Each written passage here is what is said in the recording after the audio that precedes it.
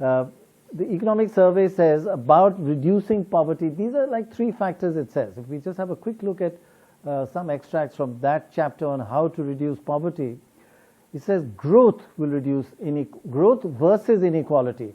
And it says poverty is reduced 87% because of growth, and then it goes on to say it is reduced only 13% because of increasing or less inequality, increasing equality. So it then goes on to say, really focus on growth. Don't think too much about inequality in our society. Now, is there a message in that? How much do you agree with this? 100%. It gives a lot of data. Let me take the second. Prannoy, let me take the second part first. Growth versus sure. Reducing inequality. There's no question. The data across successive rounds of the National Sample Survey absolutely shows that if you have consistent growth, as we did, especially in the second half of the 90s and right up to 2013-14, if we have that kind of growth, poverty goes down. There's no question. And whether it is 87% or 88% or 85% is because of growth, there's no question that more than 4/5 of the reason for reduction in poverty is consistent growth, not a one-off growth, but decadal after decadal growth. And there's absolutely no question about it.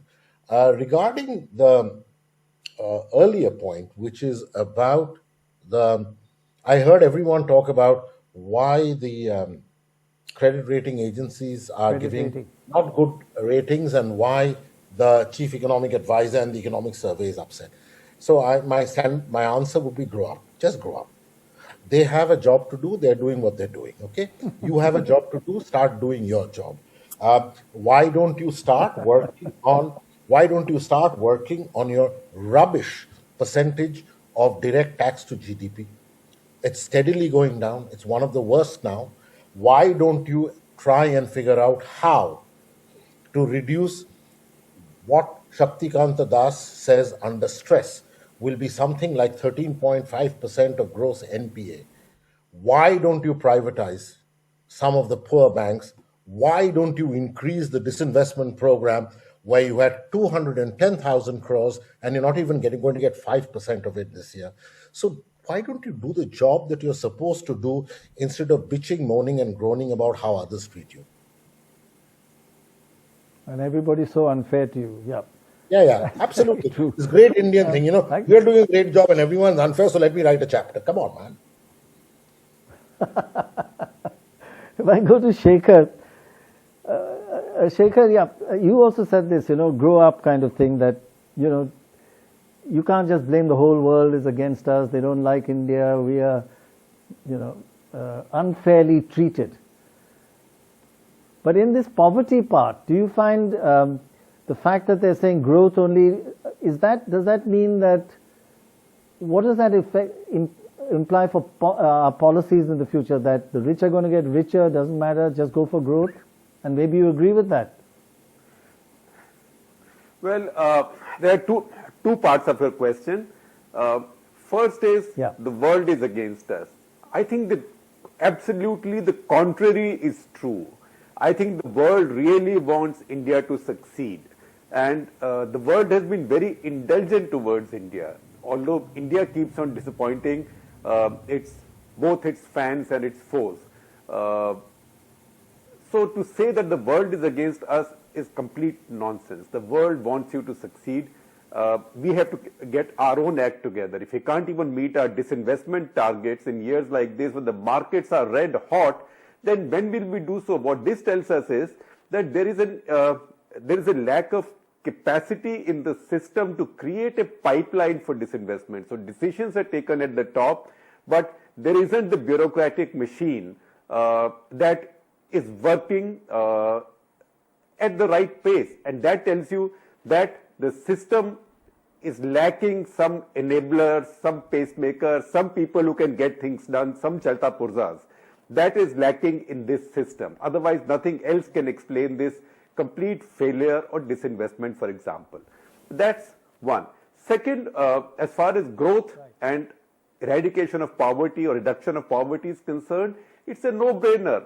All growth leads to reduction of poverty. Having said that, all growth also creates more inequality, because as a line that I heard, I think from a German economist at one point in a conference, who said that a rising tide lifts all boats, but it lifts the yachts first. So when growth comes, when people get wealthy, you have to tax them and you take that money and redistribute. So you then do some distribution of wealth. What we do on the other hand is, because we think it's too difficult to get growth, it's too painful to get growth, so we've had several decades, we wallowed in this trap of equal distribution of poverty. The tragedy with India is that very few leaders of India are willing to say that. And that is the problem with this government also. This government, before 2014, very good point, Mr. Modi said this often. But since 2014, particularly after the disaster over the land acquisition bill, he hasn't said it. We are back to our glorifying poverty days, and he has won his second election essentially by cleaning out the middle class who will vote for him anyway, by continuing to raise excise on fuel, on petrol and diesel. And I think the survey also says that 13 lakh crore rupees have been distributed through DBT to direct beneficiaries. That 13 lakh crore is almost the exact amount of additional excise that this government has raised on petrol and diesel while crude prices have fallen. So that is not economics, that is politics. So this government is brilliant at politics, it's not been great at economics.